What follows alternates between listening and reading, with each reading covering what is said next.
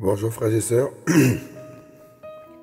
un petit partage par la grâce de Yahushua, notre Seigneur, notre Elohim, notre Créateur, notre Tout-Puissant, qui nous a donné la vie, la santé.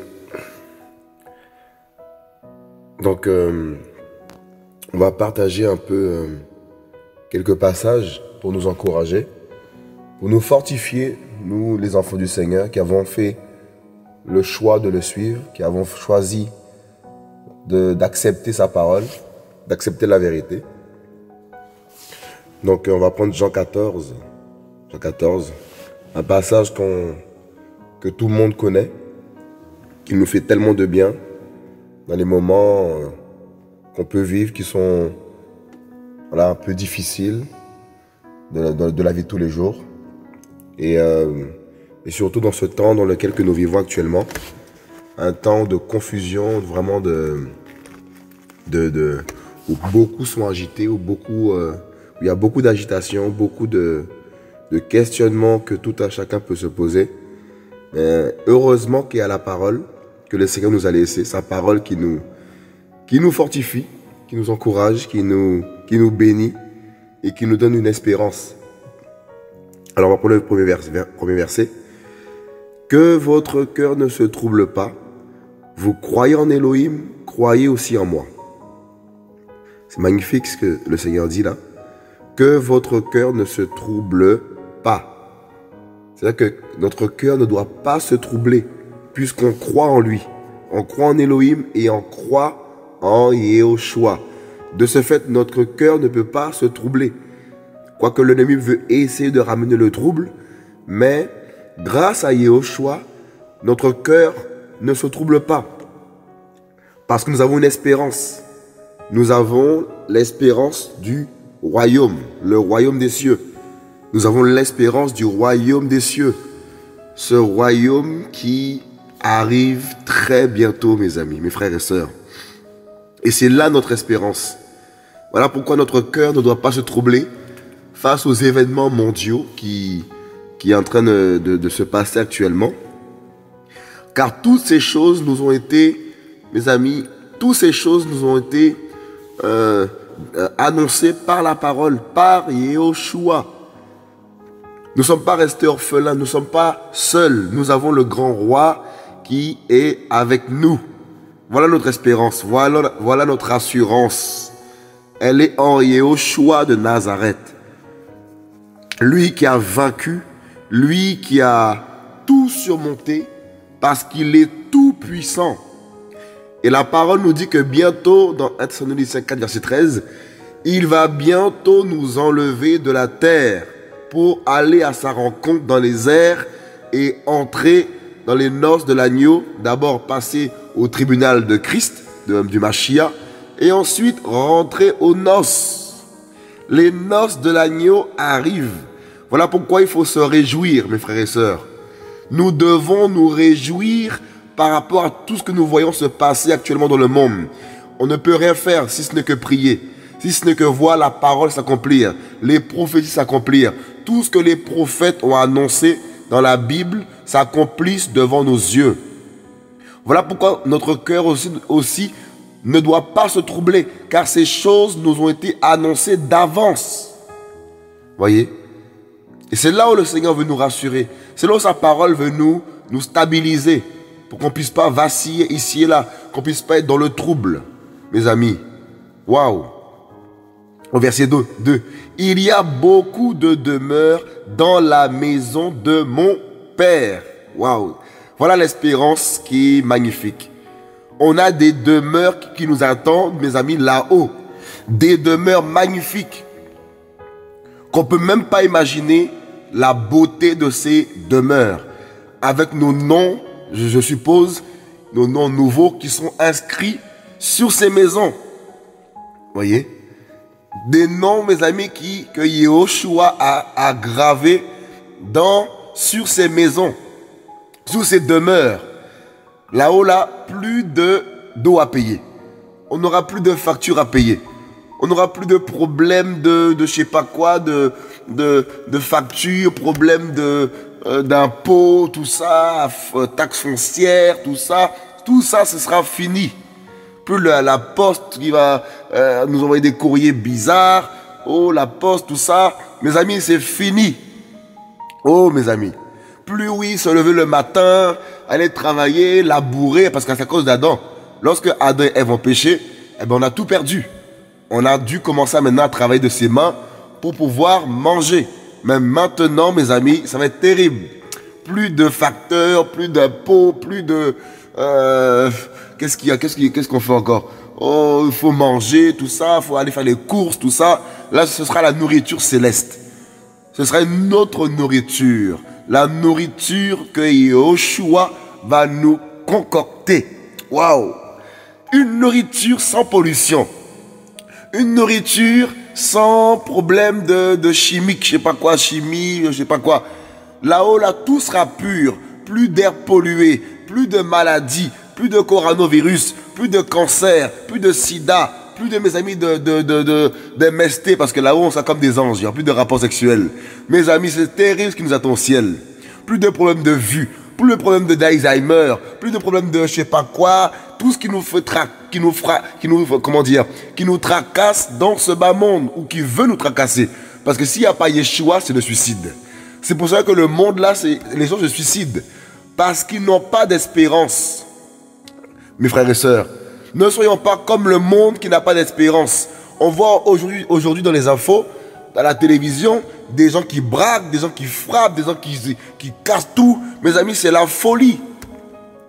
Mais la parole nous dit que Yahushua nous dit dans sa parole que chaque jour suffit à sa peine. On ne doit pas aller faire des choses comme le monde fait, tout ça, des provisions, pagailles. On doit se contenter du minimum par la grâce de Yahushua, mes amis. Parce qu'il pourvoira pour nous. Yahushua ne va pas nous abandonner dans la misère. Il va prendre soin de ses enfants. Ah, c'est magnifique. Heureusement qu'il y a la parole. Sinon, sans la parole, là, ben, c'est le chaos même pour nous. Mais Yeshua est notre assurance. Il y a beaucoup de demeures dans la maison de mon Père. Si cela n'était pas, je vous l'aurais dit. Donc, on va parler que Yeshua, ce n'est pas un menteur. Il n'est pas un menteur, mes amis. Il sait ce qu'il dit. Donc, tout ce qu'il dit là, c'est la vérité. Tout ce qui sort de sa bouche est la vérité. Oh, c'est magnifique. Voilà l'assurance que nous avons en Yahushua, Jésus. Je vous l'aurais dit, je vais vous préparer une place. Donc là, il nous dit que dans la maison de son Père, il y a beaucoup de demeures. Ensuite, il dit, je vais vous préparer une place. Et quand je serai allé et que je vous aurai préparé une place, je viens de nouveau et je vous prendrai avec moi afin que là où je suis, vous y soyez aussi. En fait, le Père, c'est Yahushua. Yahushua veut que nous soyons avec lui. Oh, l'espérance qui arrive. Nous hâtons son retour. Nous hâtons son avènement. Mes amis, levons la tête au ciel parce que notre époux arrive. Notre époux arrive avec force, vitesse. Il arrive. Encore un peu de temps. Et celui qui doit venir viendra. Il viendra nous enlever de ce monde de péché, de ce monde de confusion, de ce monde de méchanceté, dans ce monde, mes amis, de haine. Voilà pourquoi notre cœur ne doit pas être dans ce monde, fixé sur ce monde, mais sur l'époux, sur Yeshua de Nazareth. Au verset 4. Et vous savez où je vais, et vous en savez le chemin.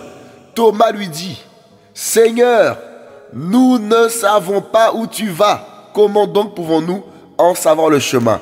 Et Yahushua lui dit, moi, je suis le chemin, la vérité et la vie. Personne ne vient au Père que par moi. Voyez, c'est le chemin, la vérité et la vie. Yeshua est le chemin, la vérité et la vie. Personne ne vient au Père que par lui. C'est lui qui nous conduit chez le Père. Les amis, il nous conduit dans sa demeure parce qu'il est le Père, Yeshua. C'est magnifique l'espérance que nous avons en la parole de notre Papa d'amour. C'est magnifique, il est bon, il est glorieux. Nous devons l'aimer, nous devons l'élever, mes amis, mes frères et sœurs. Ce n'est pas un conte de fées, ce n'est pas une histoire de mur debout. Jésus, Yeshua, il est puissant. Vous voyez, c'est beau, vous voyez, ça nous fait du bien sa parole. Car s'il n'y a pas sa parole, à quoi la vie? À quoi sert la vie? À quoi sert la vie sans connaître le Créateur? À quoi sert la vie sans connaître Yeshua? Où allons-nous, mes amis? Car le monde s'écroule. Car le monde, mes amis, est perdu. Tout le monde est perdu. Donc c'est à nous, les enfants de Yeshua, à éclairer ce monde, mes amis, à apporter la paix que le monde n'a pas. Nous avons reçu la paix, nous devons communiquer la paix autour de nous. Voyez, on va prendre le verset 27, toujours Jean 14. Je vous laisse la paix. Oui, la paix. Il nous laisse la paix. Je vous donne ma paix. Je ne vous donne pas comme le monde donne. Quelle paix il y a dans le monde aujourd'hui? Qu'est-ce que le monde peut nous offrir aujourd'hui de concret? Mes amis, tout ce que l'homme a fait s'écroule. Tout ce que l'homme a produit a tué des hommes. Regardez le monde aujourd'hui. Regardez comment le monde s'écroule, mes frères et sœurs. Comment les gens sont malades de cancer, malades de sida, malades de diverses maladies. Tout ça, c'est qui est derrière? C'est l'homme. Parce que l'homme n'a pas su connaître son Créateur. L'homme n'a pas su, mes amis, connaître Yeshua, la parole, la Bible. Cette parole qui nous bâtit, cette parole qui nous donne de l'intelligence pour connaître le véritable. Nous ne sommes pas comment dire, nous ne sommes pas par hasard sur terre. Nous avons été créés, nous avons été formés de la main du Créateur de la poussière. Et c'est là où Yeshua veut que l'homme revienne à ses pieds. Car l'homme a beaucoup été dans la vanité. L'homme a beaucoup été dans les choses mondaines. Aujourd'hui, regardez l'état du monde. Tout est dans mes amis, le bazar, le chaos.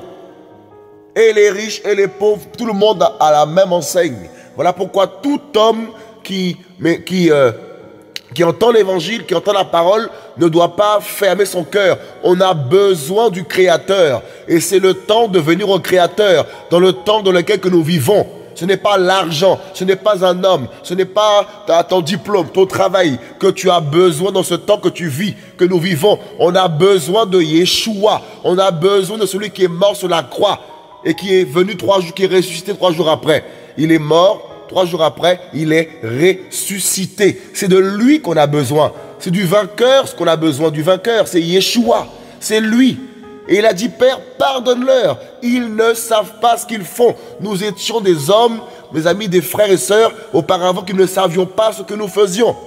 Aujourd'hui, ceux qui entendent la parole, Yeshua veut vous pardonner. Yeshua veut vous délivrer du péché, du mensonge, le sexe, la pornographie, le mensonge, la masturbation, le vol, tous ces actes qui nous condamnent, qui condamnent l'humanité. On doit se repentir. Yeshua revient, il faut se réveiller, il faut se mettre à part, il faut invoquer Yeshua. Ce n'est pas l'argent qu'il faut invoquer, ce n'est pas le manger, le boire qu'il faut invoquer. Il faut invoquer Jésus, Yeshua, lui qui a marqué l'histoire, lui qui a vaincu le péché, l'homme sans péché, l'homme de Galilée, l'homme tout puissant. Il a réveillé les morts, guéri les malades. C'est lui qu'on a besoin, Yeshua, Dieu Elohim manifesté en chair. Le Créateur s'est fait chair et c'est lui qu'on a besoin. Yeshua. Tout homme doit se repentir car le jugement arrive. L'enfer est pour les pécheurs. La parole le dit dans Matthieu 25, 41 que le Créateur a créé, Elohim a créé l'enfer pour le diable et ses anges, pas pour les hommes. Voilà pourquoi le Seigneur appelle tout homme.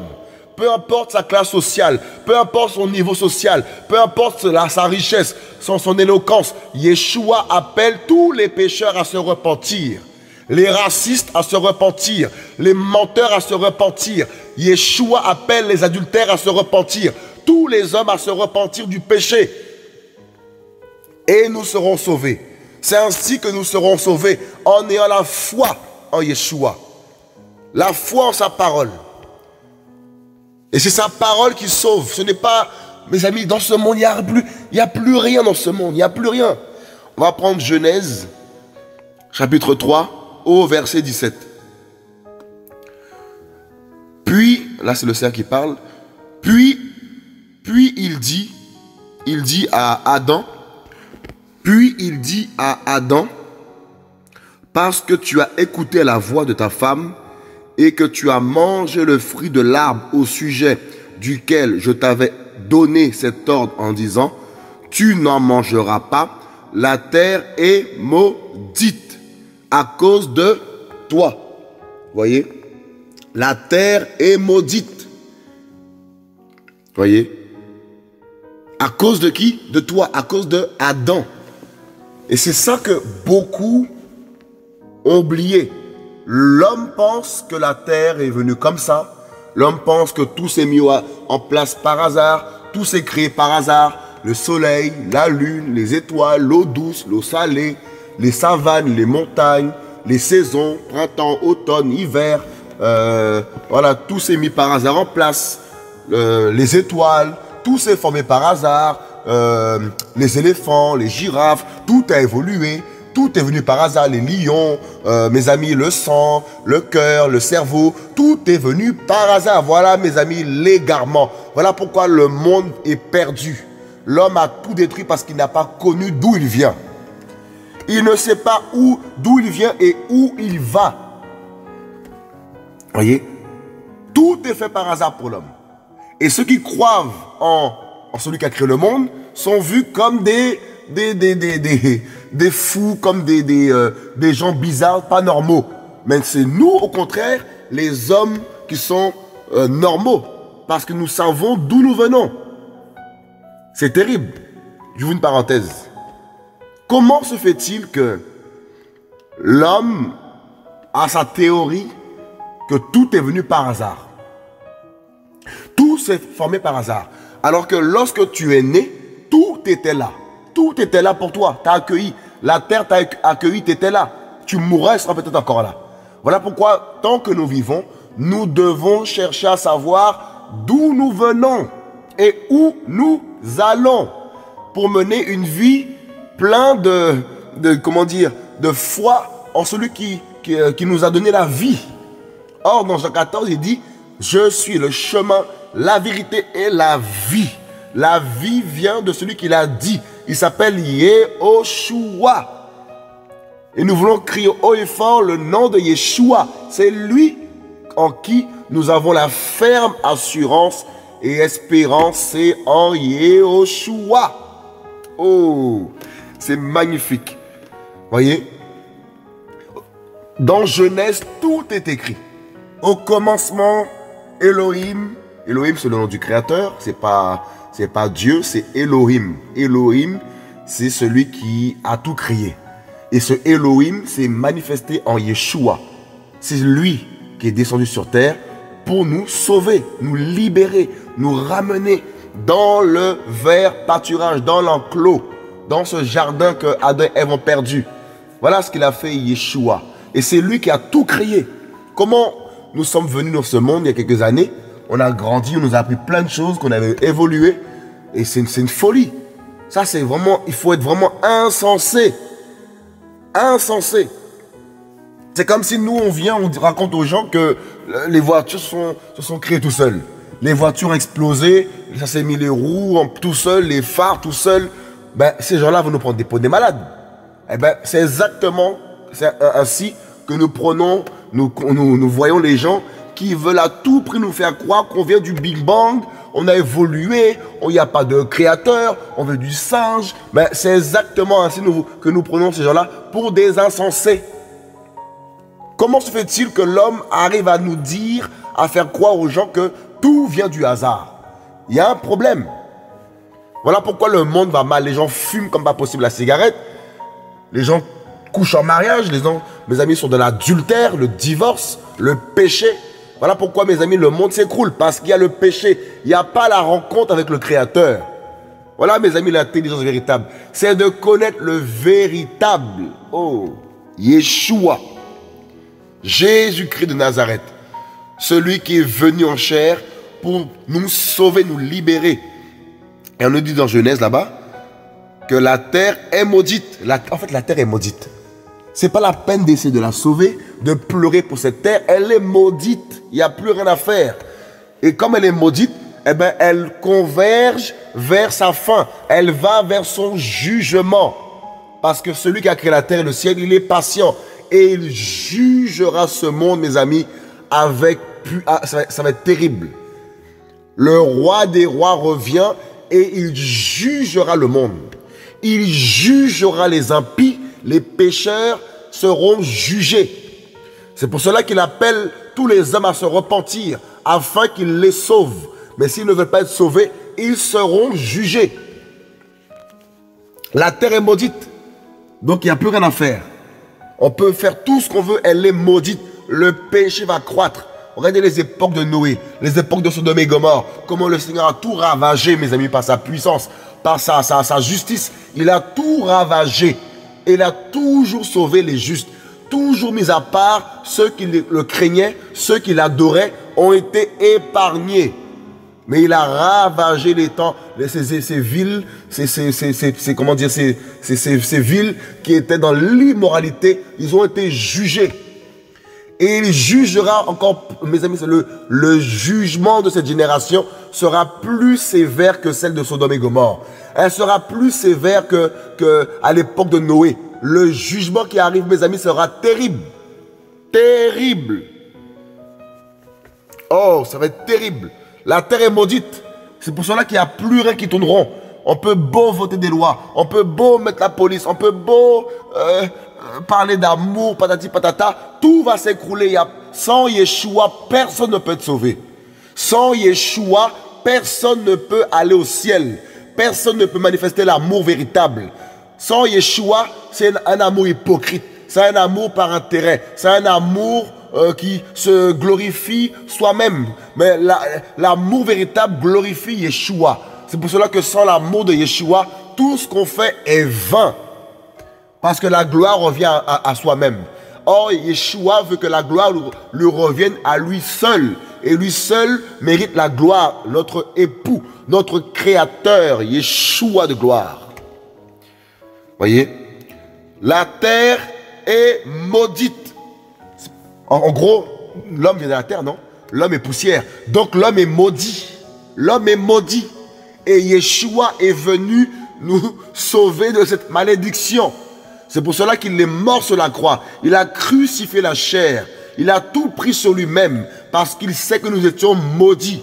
Voilà pourquoi tous ceux qui ont la foi en Yeshua sont libérés de cette malédiction, sont libérés du péché, sont libérés de la mort, mes amis, de l'enfer. Nous serons ressuscités, nous serons enlevés à la rencontre de Yeshua. Voilà notre espérance, mes frères et sœurs. C'est magnifique. La terre est maudite. Donc sans Yeshua, tout est vain. On peut avoir des grandes maisons, on peut être beau, on peut être belle, on peut être riche, on peut être tout ce qu'on veut. Sans Yeshua, ça vaut rien. Tout est maudit, mes frères, c'est maudit. C'est pour ça que le climat est déréglé. Toutes les maladies bizarres qui tuent les gens. Parce que la terre est maudite. Tout est maudit. Et cette terre sera détruite, comme dit la parole dans 1 Pierre. La terre d'à présent est réservée pour le feu. Donc voilà pourquoi il ne faut pas aimer ce monde. N'aimez point ce monde, nous dit la parole. N'aimez point ce monde et ni ce qui est dans ce monde. C'est écrit. Car ce monde est perdu. Ce monde est maudit. Pourquoi allons-nous aimer ce monde? On vivra dans ce monde en respectant les autres. On vivra dans ce monde en ayant l'amour pour notre prochain, en étant respectueux. Oui, ça c'est sûr. Mais notre attache n'est pas ici-bas. Notre cité n'est pas ici-bas. Elle est céleste. Notre cité, elle est en haut. Korinama sheka masaka. Korinama lorileta brokaya shinama leta bokayata. Le Seigneur nous appelle à lever la tête au ciel. Car la Jérusalem céleste arrive. Oh, le ciel arrive. Le ciel. Le ciel. Qui peut retirer l'espérance du ciel dans ton cœur, mon frère? Qui peut retirer l'espérance du ciel dans ton cœur, ma soeur? Personne. Car la foi en Yeshua, elle est phénoménale. La foi en Yeshua est phénoménale. Voyez? Waouh. Tu en mangeras les fruits dans la douleur tous les jours de ta vie. C'est-à-dire, dans ce monde-là, c'est que douleur. Il y en a pour devenir riches, ils vont faire des pactes avec le diable pour avoir la richesse, sachant que dans Matthieu 4 là-bas, je ne me trompe pas, le diable a voulu que Yehoshua l'adore en lui offrant les royaumes, en lui offrant... voilà, il a dit au diable, le diable a dit à Yeshua, prosterne-toi devant moi, adore-moi, je te donnerai comment dire, ces royaumes, voilà, je t'offre aussi cela, parce que il voulait que le diable, Yeshua puisse l'adorer, que Yeshua fasse un pacte avec lui pour avoir la gloire de ce monde, pour avoir l'élévation des hommes, l'adoration des hommes. Voilà pourquoi tout ce qui est levé dans ce monde, tout ce qui est levé dans ce monde est une abomination devant Yeshua de Nazareth. Combien font des pactes pour avoir l'argent? Combien mes amis font des choses mystiques pour avoir du succès? Ils vont jusqu'à vendre leurs âmes, vendre leurs enfants pour avoir du succès, pour avoir de l'argent, de la richesse. Voyez? Parce que les hommes veulent les choses faciles. Ils ne veulent pas travailler de leurs mains pour manger. Aujourd'hui, nous sommes dans un temps où les gens veulent les choses facilement. Alors que la chose correcte qu'il faut faire, c'est travailler de ses mains pour pouvoir manger correctement, normalement. Mais aujourd'hui, les gens volent, les gens, c'est le trafic. Dans quel monde on vit? Voilà pourquoi, Père, que notre Père revienne, que Yeshua revienne nous chercher, parce que dans ce monde, nous sommes quasiment asphyxiés par le péché. L'immoralité, mes frères et sœurs. Comment se complaire ici? Comment aimer ce monde? Comment avoir un cœur pour ce monde? On ne peut pas. Notre vie est basée sur Yeshua. Voyez, Genèse 19. Là, on va voir le passage où la femme de Lot, lorsque Yeshua, voilà, c'est Yeshua, hein, il n'était pas encore révélé au nom de Yeshua, mais c'était lui, au nom de Yeshua. Comment dire, lorsque Abraham et Lot, quand Lot, voilà, a quitté Sodome et Gomorrhe, sa femme a eu un regard, eu un cœur encore pour Sodome et Gomorrhe. Voyez? C'est-à-dire que malgré que le Seigneur allait juger comment dire, cette ville-là, elle avait encore le cœur sur cette ville. Voyez? Comment on appelle ça là? La nostalgie. Voyez? Combien ont la nostalgie du monde?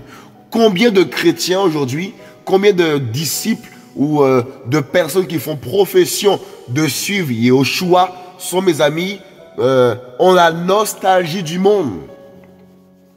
La nostalgie des musiques mondaines, la nostalgie des amis mondains. Mes amis, beaucoup sont ainsi.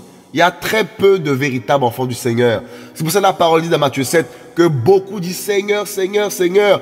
Oh, n'avons-nous pas prophétisé? N'avons-nous pas? Beaucoup sont, mes amis, sur le chemin de l'enfer. Beaucoup de chrétiens pratiquent le péché. Beaucoup ne sont pas du Seigneur et font semblant d'être enfants du Seigneur Yeshua. Et à cause de le nom de Yeshua est blasphémé. Le nom de Yeshua est blasphémé à cause de leur comportement, à cause de leur langage mondain. Voyez, c'est terrible. Beaucoup font semblant. Beaucoup font semblant de prier. Beaucoup font semblant d'être purs. Mais le Seigneur sait qui sont ses vrais enfants. On ne peut pas tromper le Seigneur. Tu ne peux pas tromper ton Créateur. Tu ne peux pas le tromper. Il sait qui tu es. Il sait ce que tu pratiques dans les coulisses. Il connaît l'état de ton cœur, les pensées de ton cœur. Il sonde les cœurs et les reins, nous dit la parole. Il sait qui tu es. Voilà pourquoi il faut se repentir. Nous devons nous repentir de nos péchés, nous repentir de la vaine manière de vivre pour ceux qui vivent dans le péché. Il faut en sortir, car le jugement arrive.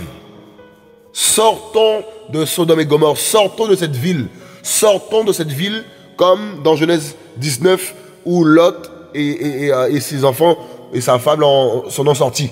Mais sa femme là, elle est morte. Parce qu'elle a aimé Sodome. Elle a aimé encore la vie mondaine, le train-train quotidien de ce monde. Elle a aimé ça. Voyez? Quand l'aube se leva, les anges pressèrent Lot en disant, lève-toi, prends ta femme et tes deux filles qui se trouvent ici, de peur que tu ne périsses dans le châtiment de la ville. Waouh! L'enlèvement. C'est-à-dire que le Seigneur va bientôt venir nous chercher pour nous faire, mes amis, waouh, c'est magnifique. Nous serons cachés. Nous serons cachés, mes amis, au ciel. Nous ne serons pas sur terre lorsque le Seigneur fera tomber ces 7 coupes les 7 coupes de la colère de Elohim sur la terre. Ça va être phénoménal. Cette terre sera frappée de plein fouet. Et toi et moi, nous autres, l'ecclésial, le peuple de Yeshua, nous serons enlevés. Oh, en un clin d'œil. Ça arrive. Ça commence, ça a commencé.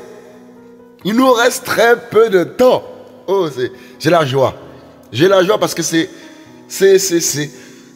voilà, toutes ces années-là que nous voulons fuir le péché, fuir le mensonge, la masturbation, les films porno, la haine, les pensées impures, le racisme, le fraude, le mal. Eh bien, c'est parce que nous voulons aller au paradis.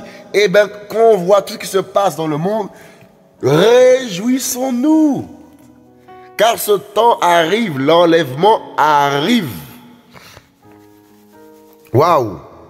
De peur que tu ne périsses dans le châtiment de la ville. C'est-à-dire que tout ce qui ressemble à cette ville, ben, cette ville-ci, c'est le monde. C'est le monde. Tout ce qui ressemble au monde, eh ben, ne seront pas pris.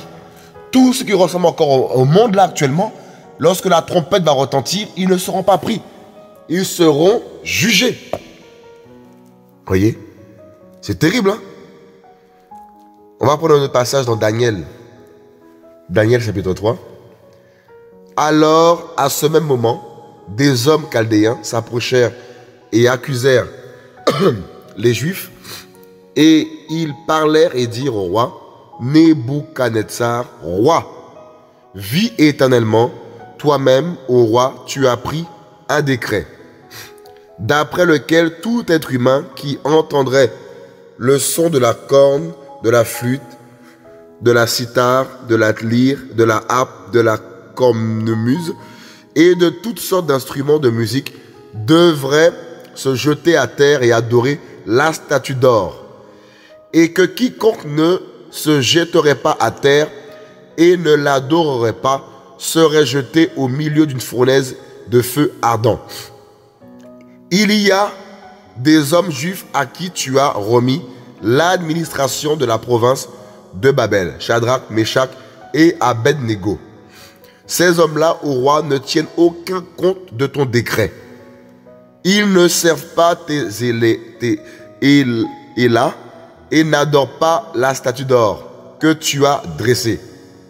Alors le roi Nebuchadnezzar, saisi de colère et de rage, ordonna qu'on amène Shadrach, Meshach et Abed-Nego, et ces hommes furent amenés devant le roi. Et le roi Nebuchadnezzar prit la parole et leur dit, est-il vrai, Shadrach, Meshach et Abed-Nego, que vous ne servez pas mes élats et que vous n'adorez pas la statue d'or que j'ai adressée? Maintenant, si vous êtes prêts, au moment où vous entendrez le son de la corne, de la flûte, de la cithare, de la lyre, de la harpe, de la cornemuse et de toutes sortes d'instruments de musique, vous vous jeterez à terre et vous adorerez la statue que j'ai faite. Si vous ne l'adorez pas, vous serez jeté à l'instant au milieu de la fournaise de feu ardent et qui est l'élat qui vous délivrera de mes mains. C'est terrible.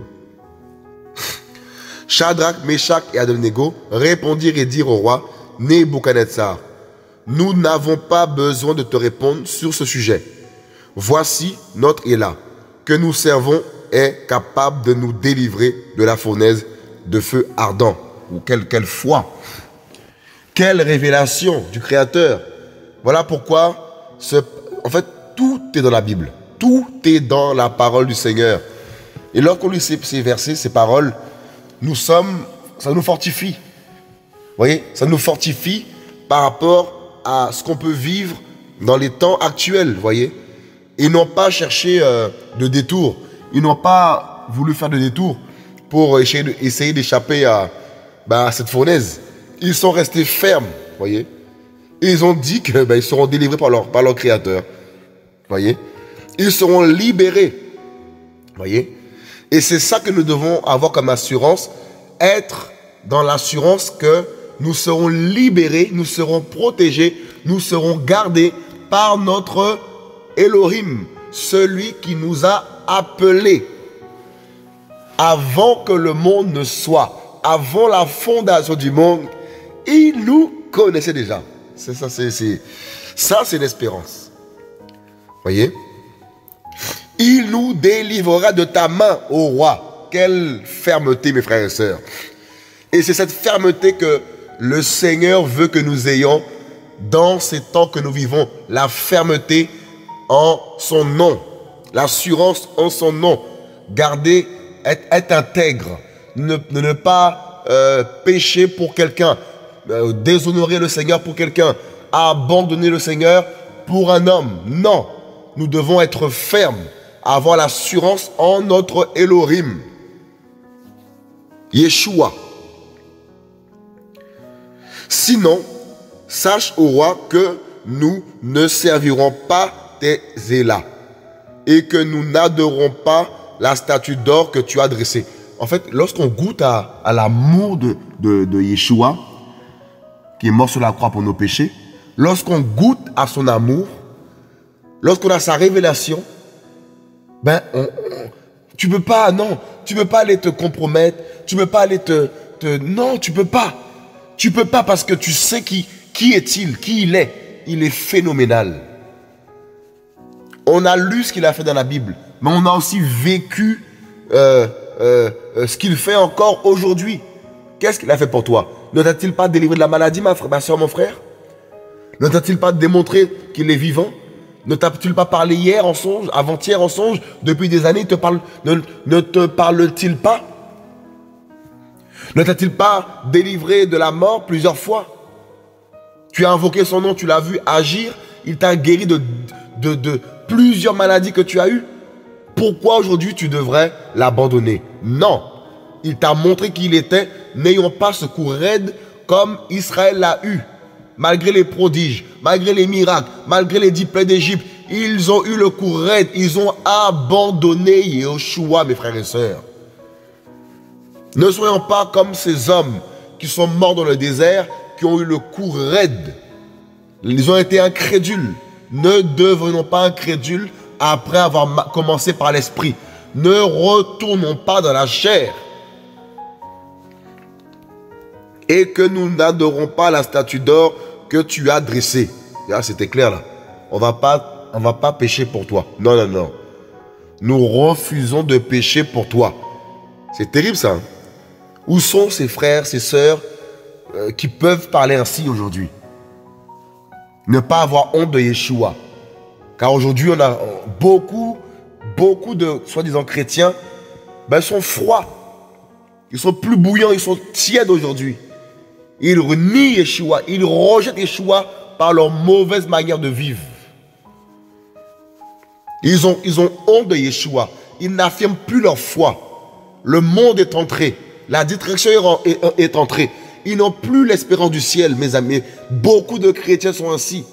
Voilà pourquoi si tu es comme ça, il faut te relever parce que le Seigneur vomit les tièdes. Il veut des hommes, des femmes qui sont bouillants. Bouillants, bouillants, bouillants. Et le Seigneur ne peut pas utiliser des gens qui sont tièdes. Il prendra seulement ceux qui sont bouillants. Ceux qui n'hésiteront pas à témoigner de lui. Garder sa parole. Voyez, c'est des hommes, des frères et sœurs ainsi là que le Seigneur cherche. Et le Seigneur est en train de préparer son peuple. Il nous prépare dans les coulisses. Il prépare son armée dans les coulisses. Une gloire sans précédent va, mes amis, accompagner son église, son ecclésia, ses enfants qui sont dans l'intimité, qui craignent son nom, qui prient, qui l'adorent, qui qui garde sa parole avec fermeté. Koridamasheka. Yeshua de gloire. Notre créateur, ce n'est pas une religion. Notre créateur, notre Jésus, notre Yeshua, voilà, ce n'est pas une religion, il est vivant. Ce n'est pas une secte. Il est vivant. Il parle, il a écrit la bouche, il parle aussi. Il entend, il voit. Ah, il voit tout. Hein. Rien ne lui échappe. Tout est noté. Tout est noté. Tout ce qui est fait dans le secret, tout ce qui est caché, devant lui, rien n'est caché. Il voit même une fourmi sous une pierre, là-bas, là, il voit la fourmi. Rien n'échappe à Elohim. Il rendra à chacun selon ses œuvres. Chacun selon ses œuvres. Verset 19. Alors, Nebuchadnezzar fut rempli de rage. Et il changea de visage en tournant ses regards contre Shadrach, Meshach et Abednego. Il prit la parole et ordonna de chauffer la fournaise 7 fois plus qu'on avait coutume de le chauffer. C'est terrible ça. Là, c'était pas un feu dans un songe, hein, un rêve, c'était un vrai feu ça. Vous voyez? Donc c'est-à-dire que même s'il y a des choses qui peuvent arriver de manière physique et qu'on pense ne pas avoir le contrôle, tout ça, Yeshua contrôle tout. Tout ce qui peut, comment dire, être un danger pour nos vies, Yeshua a la puissance pour nous épargner, a la puissance pour nous garder. Tout ce qui sort de notre contrôle, pour lui, ce n'est pas un problème. Lui, il contrôle tout, mes frères et sœurs. Voyez? Donc la fournaise ici a été chauffée 7 fois plus qu'on avait coutume de la chauffer. C'est-à-dire que là, c'était une chose. C'est terrible, là. Là que tu vois un feu là en bas, là. Oh, c'est terrible, hein? C'est terrible. Qu'allons-nous faire? Paul disait là-bas dans Philippiens 1, 21, là, en gros, que voilà, mourir était un avantage. En gros, Christ est ma vie, mourir est un gain. Est-ce qu'aujourd'hui, là, on pouvait dire ça devant ce feu-là? Là, Shadrach, Meshach, Abednego, là, devant le feu, là, ils n'ont pas renié Yeshua. Hein. Ils ont dit non, on ne va pas adorer ton idole, là. Nous, c'est Yeshua. Puis, il commanda aux hommes les plus forts et les plus vaillants qui étaient dans son armée de lier Shadrach, Meshach et Abednego pour les jeter dans la fournaise de feu ardent. Et en même temps, ces hommes furent liés avec leurs manteaux, leurs tuniques, leurs turbans et leurs vêtements, et ils furent jetés au milieu de la fournaise de feu ardent. On n'a pas dit à côté, hein, on a dit au milieu. Donc ils sont bien tombés là-dedans, bien correctement, au milieu, là, mes frères et sœurs, du feu ardent, là. C'est terrible. Et parce que l'ordre du roi était sévère et que la fournaise était extraordinairement chauffée, la flamme tua les hommes qui y avaient jeté Shadrach, Meshach et Abednego. C'est-à-dire, eux là, ils ont été... C'est terrible. On lit, hein. Et parce que l'ordre du roi était sévère et que la fournaise était extraordinairement chauffée, la flamme tua les hommes qui avaient... C'est-à-dire que ceux-là qui veulent te tuer, là, te détruire, là, te faire du mal, ceux qui te... Voilà, ceux qui sont méchants, là, qui t'attaquent. Je ne sais pas qui t'attaque, qui nous attaque, mais c'est eux-mêmes qui vont mourir, mes amis. C'est eux-mêmes là qui seront jugés eux-mêmes par le Seigneur. C'est terrible, hein? C'est pour ça que nous, on doit bénir. Nous devons bénir ceux qui nous font du mal. Et le jugement de Yeshua, s'ils ne se repentent pas, ils seront jugés. Ils seront frappés par le Seigneur. C'est terrible, hein? Voilà pourquoi tous ceux qui sont orgueilleux, qui se croient, mes amis, arrivés, tout permis, un jour, ils seront jugés. Un jour, le Seigneur les jugera. C'est pour ça que nous devons prier pour nos ennemis, pour prier pour ceux qui nous font du mal.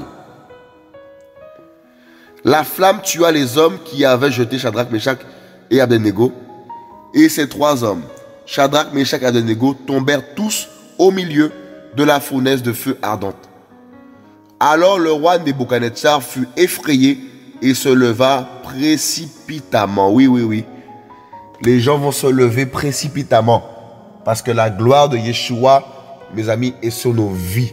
La gloire de Yeshua est sur son peuple, son église composée de blancs, d'arabes, d'antillais, voilà. Son peuple, c'est tous les peuples. Voilà. C'est tous les pays plutôt. Voilà. Et sa gloire repose sur nous. Le feu de Yeshua est en nous. C'est magnifique, hein? Si le Seigneur nous ouvre les yeux là, on verra des frères et sœurs dans le monde entier qui brillent. Le feu. Oh, c'est magnifique. Le feu de Yeshua. Voyez? Il se leva précipitamment. Il prit la parole et dit à ses conseillers: n'avons-nous pas jeté 3 hommes liés au milieu du feu? Ils répondirent et dirent: ô roi, certainement, roi. Il répondit et dit: voici, je vois 4 hommes sans lien qui marchent au milieu du feu. Voilà, le feu des feux. Le feu dévorant, c'est notre Créateur. Il est un feu dévorant. Voyez? C'est terrible. Et là, voilà. Et il y a... Alors, verset 25. Et il répondit et dit: voici, je vois 4 hommes sans lien qui marchent au milieu du feu. Et il n'y en eut aucun dommage, et l'apparence du 4e est semblable à celle d'un fils d'Éla. Waouh! C'est terrible. Donc Yeshua, fils d'Elohim, fils... Oh là là, il est magnifique. Il est magnifique, Yeshua. Verset 26. Alors Nebuchadnezzar s'approcha vers la porte de la fournaise de feu ardent. Et prenant la parole, il dit: Shadrach, Meshach, Abednego, serviteurs d'Éla très haut, sortez et venez. Alors Shadrach, Meshach et Abednego sortirent du milieu du feu. Puis les satrapes, les intendants, les gouverneurs et les conseillers du roi se rassemblèrent pour contempler ces hommes-là. Et le feu n'avait eu aucun pouvoir sur leur corps. C'est-à-dire que les traits enflammés, les dards, mes amis, de l'ennemi, ne peuvent pas nous atteindre. Parce que si nous craignons le Seigneur, les dards, les feux étrangers, ça ne peut pas rentrer sur nous. Parce que nous sommes protégés. Nous sommes, mes amis, nous avons l'armure. L'armure dont parle là-bas Éphésiens. L'armure de notre papa d'amour. Nous sommes équipés par notre papa d'amour. Nous ne devons pas oublier que nous sommes équipés de notre Père. Ma soeur, tu es équipé. Mon frère, tu es équipé. Tu dois te lever, prendre ton armure, remettre l'armure. Ton armure, pas l'armure de quelqu'un d'autre. Ton armure à toi. Tu n'es pas comme David qui voulait prendre l'armure de Saül. Non, non, non. Tu dois prendre ton armure que le Seigneur t'a donnée à toi. C'est-à-dire que tu as reçu des choses que le Seigneur t'a données à toi. Voilà. Ne prends pas quelque chose d'autre de quelqu'un. Prends pas l'armure de quelqu'un d'autre. Prends ton armure à toi. Fais selon ce que tu as reçu toi. La grâce que tu as reçue toi, mon frère, ma soeur. Qui est terrible. Venez. Alors Shadrach, Meshach et Abednego sortirent du milieu du feu. C'est terrible ça. Donc 3 hommes qu'on jette dans un feu, puis avec un volcan, comme un volcan. Et ils en sortent sans brûlure. Waouh, quel Yeshua, quel créateur tout puissant, mes frères et sœurs. C'est-à-dire que nos problèmes, nos soucis, là on pense que tout est perdu, tout est fini. Là c'est la fournaise. Oh ça y est, c'est fini pour moi, je vais mourir. Oh nanana, oh j'ai la maladie, oh patati. Yeshua va te guérir, Yeshua va te relever. Et dans le but de le glorifier. Voyez? Dans le but de le glorifier, dans le but de l'élever, dans le but de témoigner partout de lui. Chez Kamasaka. Tu dois témoigner de lui, mon frère, ma soeur. Mon frère, tu dois témoigner de Yeshua. Tu dois parler de ce qu'il a fait dans ta vie. Témoigne de ce qu'il a fait pour ta vie. N'aie pas honte de lui parce qu'il n'a pas hésité à te sauver. Il n'a pas hésité à venir mourir sur la croix pour toi. Nous devons, mes amis, tout donner à Yeshua. Nos vies, nos pensées, nos cœurs. On doit tout lui offrir. Offrir nos corps comme un sacrifice de bonne odeur. mes amis. C'est ça que Yeshua veut. Que nous faisons ces sacrifices. Ces sacrifices, mes amis, qui n'ont pas peur d'être rejetés par les hommes, qui n'ont pas peur d'être détruits par les hommes. Mais nous devons être ces sacrifices. Sacrifices pour Elohim, pour notre Créateur. Et il nous délivrera. Il nous délivrera des pièges de l'ennemi. Il nous délivrera de toute maladie. Il nous protégera de toute maladie. Parce que nos vies lui appartiennent. Nos vies, mes amis, sont cachées en lui. Nous sommes cachés en Yeshua. Tu es caché en Yeshua. Je suis caché en Yeshua. N'oublie pas d'où Yeshua t'a prise. T'a pris, mon frère. Il t'a cherché de loin. Tu étais voyou. Tu étais alcoolique. Tu étais, mes amis, dans l'adultère. Tu étais dans une maladie grave. Tu avais même le cancer. Il t'a guéri. Il t'a libéré. Il t'a délivré des démons. Pourquoi aujourd'hui tu veux l'abandonner? Il t'appelle à rester comme une sentinelle en marche, en marche, en marche, en marche, en marche, soldat, soldat, debout soldat, debout soldat, relève ta tête, car notre délivrance est proche, notre délivrance est proche, mon frère, ma soeur. C'est terrible. Voyez, verset 28. Alors Nebuchadnezzar prit la parole et dit, béni soit Elah, de Shadrach, Meshach, Abednego, lequel a envoyé son ange et délivré ses serviteurs qui ont eu confiance en lui et qui ont changé le commandement du roi et livré leur corps afin de ne servir et de n'adorer aucun autre Elah que leur Elah. Voilà. On ne peut pas adorer le Dieu de ce siècle. Voilà. On doit adorer celui qui est éternel, Yeshua, Elohim, le Elohim de la Bible, le El de la Bible, le Créateur qui a donné la Bible. C'est lui qu'on doit adorer, pas un autre, c'est lui seul. Lui seul mérite la gloire, la révérence, l'adoration, c'est lui seul, Yeshua. Yeshua. C'est magnifique. On va prendre Daniel 6. Vous voyez, tout est dans la Bible. Toutes les difficultés qu'on peut vivre, d'autres l'ont vécu avant nous.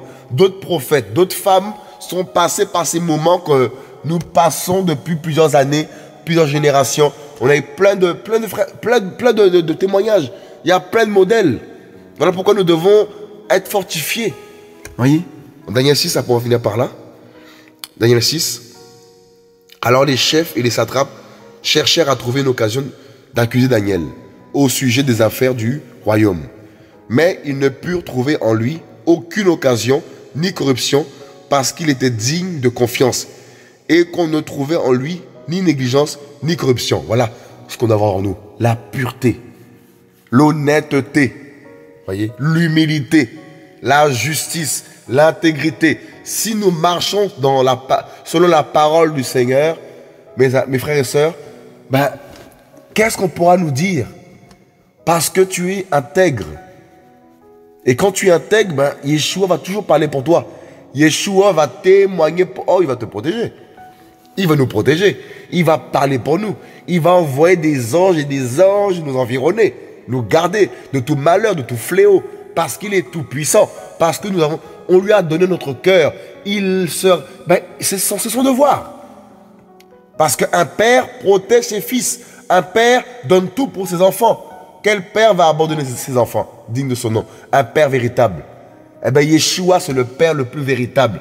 Ce n'est pas un papa qui peut abandonner. Ce n'est pas un papa, mes amis, comme les papas du monde. Les papas terrestres, les papas humains. Ça, c'est le papa céleste. Le géniteur, le père tout puissant. Il est sans péché, sans orgueil, sans racisme, sans méchanceté, sans mensonge. Ce n'est pas un menteur, il est vivant. Il est vérité. Voyez? Waouh. Verset 5. Et ces hommes dirent, nous ne trouverons aucune occasion d'accuser ce Daniel, à moins que nous n'en trouvions une dans la loi de son Élat. C'est terrible. Alors ces chefs et ces satrapes se rendirent tumultueusement auprès du roi et lui parlèrent ainsi. Roi Darius, vis éternellement. Tous les chefs de ton royaume, les intendants, les satrapes, les conseillers, les gouverneurs ont tenu conseil ensemble pour établir un statut royal et un décret de restriction ferme. Tout être humain qui, dans l'espace de 30 jours, adressera une requête à quelqu'un, à quelque Éla ou à quelque être humain, excepté à toi, ô roi, sera jeté dans la fosse au lion. Voyez. Maintenant donc, ô roi, établis le décret de restriction et signe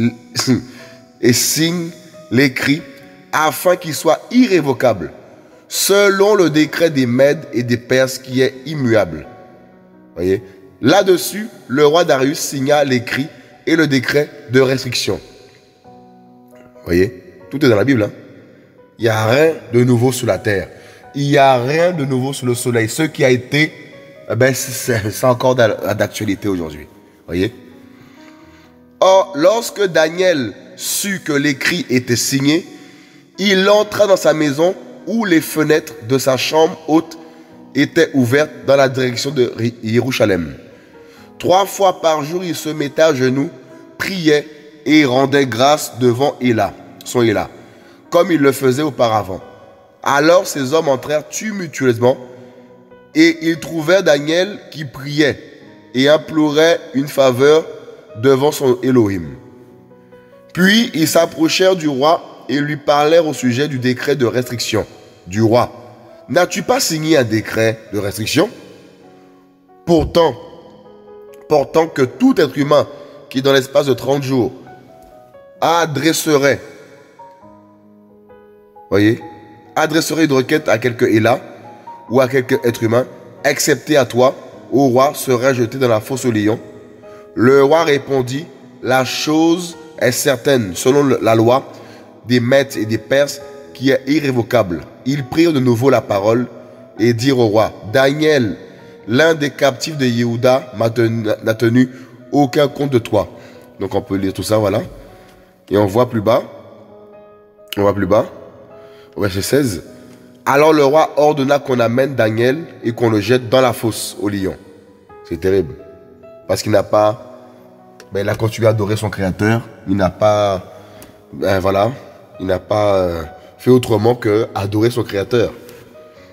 Parce qu'il n'a pas, il n'a pas écouté ce décret, les restrictions qu'il y avait, qui étaient établies, tout ça, par le roi. Donc lui, il a continué à adorer son Seigneur.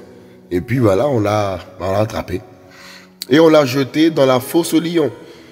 Et le roi, prenant la parole, dit à Daniel, ton Éla que tu sers constamment sera celui qui te délivrera. On apporte une pierre et on le mit sous l'ouverture de la fosse.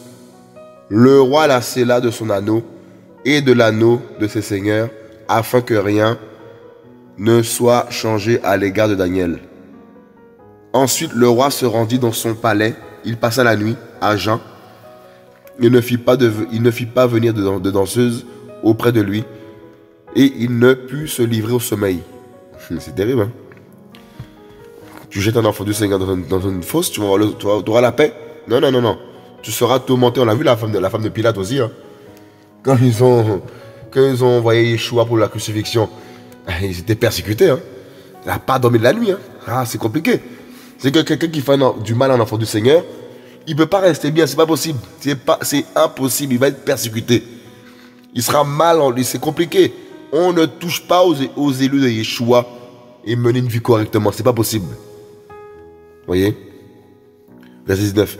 Puis le roi se leva au point du jour, avec l'aurore, et il alla précipitamment à la fosse au lion. Mon Éla a envoyé son ange, et a tellement fermé la gueule des lions, qu'ils ne m'ont fait aucun mal. Voyez, mes frères et mes sœurs, on a vu tout à l'heure, Shadrach, Meshach, Abednego, dans la fournaise, ils n'ont pas été brûlés.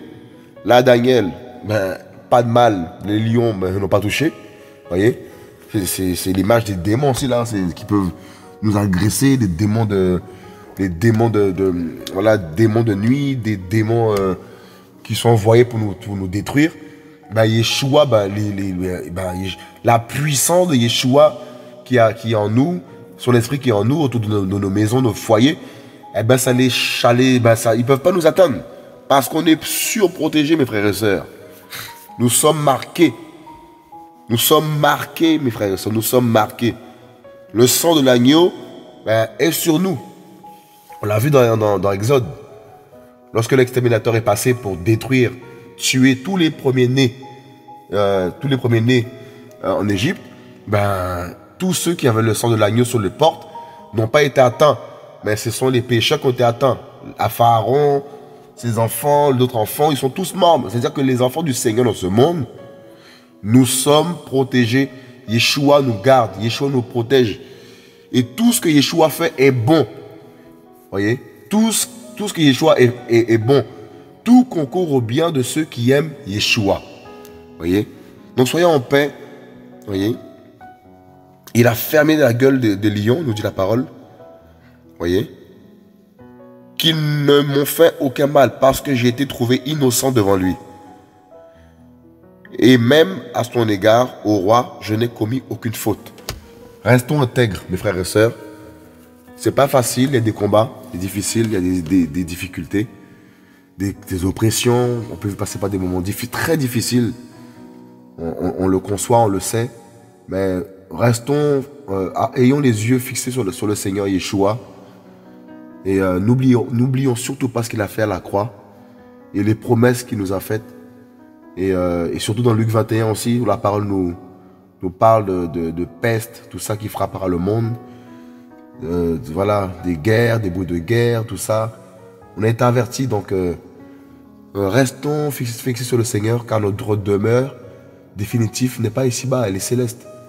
Et dans Apocalypse 21, il nous dit qu'il y aura une nouvelle terre et un nouveau ciel. C'est-à-dire que ce monde-là, il sera détruit. C'est pour cela que témoignons de l'amour de Yeshua à nos familles, partageons l'évangile à nos frères et sœurs, aux païens, aux inconvertis, afin que Yeshua puisse accorder sa grâce à ces personnes. Et restons à ses pieds, restons dans l'humilité, adorons-le, soyons dans l'intimité, aimons notre Yeshua, prions-le, et puisons notre force en lui simplement, afin de tenir ferme dans les temps difficiles, les moments difficiles, car sans lui en vérité, nous sommes tous perdus. Sans lui en vérité, nous sommes rien, nous sommes sans force. Donc nous comme disait Paul, je puis tout par celui qui me fortifie. Nous pouvons tout par celui qui nous fortifie. Et c'est Yeshua. Parce que lui-même a tout surmonté. Vous voyez, il a vaincu pour nous, mes amis. Ils ont essayé de cacher sa résurrection, mais impossible. On ne peut pas cacher la vérité.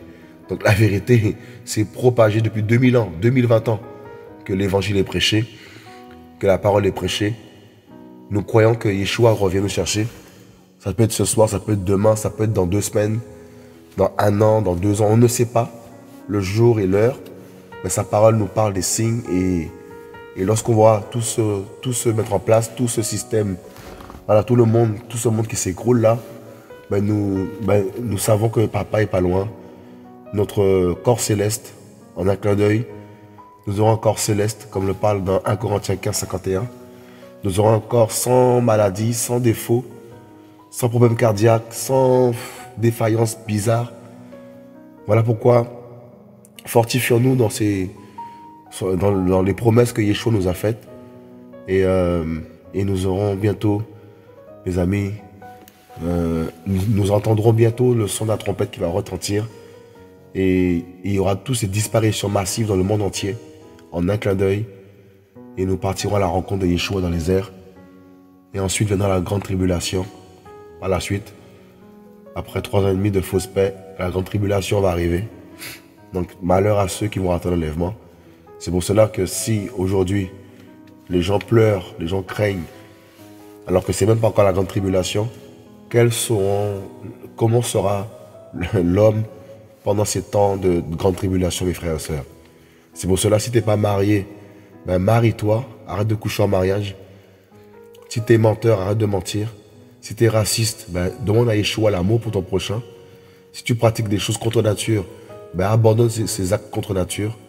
Si tu es dans la cigarette, dans l'inceste, je ne sais pas dans quoi tu es, change de vie grâce à Yeshua, crie à Yeshua. Si la cigarette t'es accro à la cigarette, demande à Yeshua la grâce pour abandonner la cigarette. Si tu ne connais pas Yeshua, Eh bien, invoque Yeshua, Jésus pour info. Yeshua, c'est Jésus. Voilà. Invoque-le, il va se révéler à toi. Il viendra te couvrir de son amour et il te sauvera, toi et ta maison, toi et ta famille. Comme le dit la parole, sa parole dans Actes. Invoque-moi. Voilà, il faut l'invoquer. Et tu seras sauvé, toi et ta famille. Donc, je vous dis la vérité. On n'a pas vu d'autre espérance dans ce monde qu'en Yeshua. On a eu une vie mondaine. Je vous dis, en fait, si tu n'as pas Yeshua, ben, tu vas souffrir et pleurer comme le monde pleure. Et en plus, sans espérance. Donc, autant souffrir en Yeshua avec une espérance à la clé, c'est-à-dire l'éternité, la vie éternelle. C'est ça l'espérance. Comme le dit Jean 3 à la base 16. Car Elohim a tant aimé le monde qu'il a donné son Fils unique afin que quiconque croit en lui ne périsse point, mais qu'il ait la vie éternelle. Et c'est ça le royaume des cieux, le royaume du Seigneur. C'est un royaume où c'est la vie éternelle. C'est-à-dire que tout sera beau là-haut. Il n'y a pas de péché là-bas, il n'y a pas de mort. La mort là-bas ne sera pas. Ce n'est pas normal de mourir dans ce monde. Les gens pensent que on meurt. C'est pas la base. Ça n'a pas été la mort. La base, c'était qu'on soit éternel. Mais Adam et Ève ont péché. Et c'est pour cela que nous mourrons. Parce que nous avons été déchus de notre position d'éternel. Et Yeshua, qui est Jésus, est venu pour de nouveau nous redonner cette espérance après la mort, la vie terrestre, de retrouver ce paradis que Adam et Ève ont perdu. C'est ça l'espérance en Jésus, en Yeshua. C'est ça l'espérance. C'est pour ça qu'il est mort sur la croix. C'est pour ça qu'il a porté nos péchés. C'est pour ça qu'il a dit de faire le bien. Afin qu'on soit comme lui. Parce qu'il est saint, il est bon. Il est juste aussi. Voyez? Donc soyons justes comme lui, il est juste.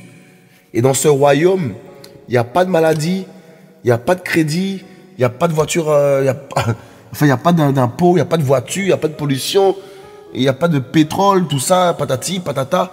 Il n'y a pas ou avec lequel beaucoup de gens veulent s'enrichir. Là-haut, en fait, il n'y a pas de... Tout sera magnifique.